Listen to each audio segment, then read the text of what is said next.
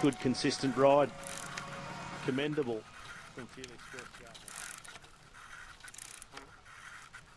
I look to see him supporting 180 for the rest of this week and his tilt to win this race overall. He was second overall last year on Jonas Vingegaard. Around a minute 24, I think the deficit was. But then from second to third was barely 30 seconds gap back to Jai Hindley. So in the absence of a Tadej Pogacar and a Jonas Vingegaard, I find that this battle for GC this week to be wide open. Yeah, and who knows, maybe this man Tirredo will be amongst the fight for the podium.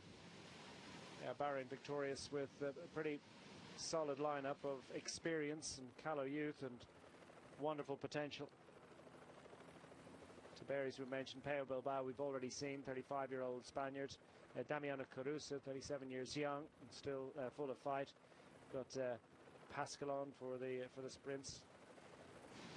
Mihajlovic, Ulalio, Rob Stannard as well, the Australian rider. Part of the Bahrain victorious septet, 7 riders. Just one non-starter to let you know, by the way. James Shaw, unfortunately non-starting for the EF Education Easy Post squad. The British climber, who we did see made the first early selection in Strade Bianche, but then dropped out of contention. So I'm not sure what claimed him on in Strade Bianche, but unfortunately not able to take part in Tirredo Adriatico just 2 days later. With Tirredo from Bahrain victorious, just look how low he's getting that head down to the hands, that praying mantis position, and you've got to cut that gap between your hands and your head, not let that air get in between. And that's what we always talk about, that CDA, the coefficient of drag. And when these riders get into the wind tunnels, the sports scientists analyse all the data. They're getting the riders to make subtle movements, hand position, head position, and try and pinpoint exactly what is for them the point where they're developing the most possible power combined with the best possible aerodynamic position. Sometimes the best position isn't producing the most watts, but it's going the fastest. Tim van Dijk is the next man into action in this first stage of Tirredo Adriatico. 11.5 kilometers in front of the tall and powerful Dutchman. In his first year with the Red Bull Bora Hansgrohe squad, having made the leap across from his home squad, you might call it, the Team Visma Lisa bike team.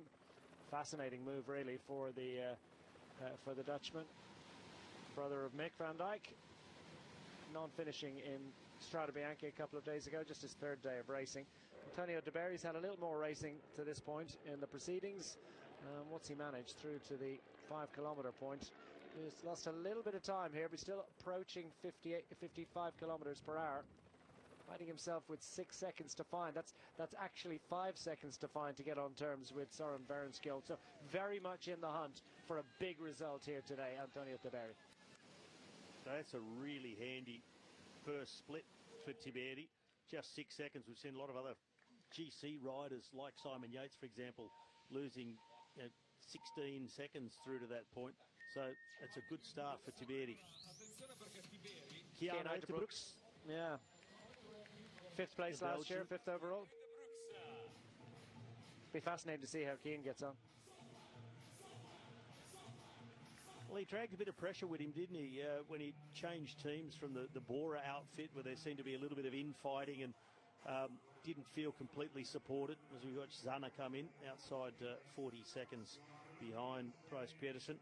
Yeah, Keanu Uiterbrooks, he wanted to be able to have his chances a little bit more, and he was lured across in what turned out to be a very messy transfer with threatened court cases, etc., fines, payments for a contract that was signed and he wanted to end early. It got very, very messy and unfriendly, and I think that actually really affected him last season.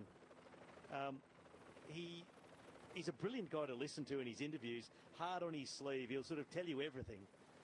But I also think at the same time,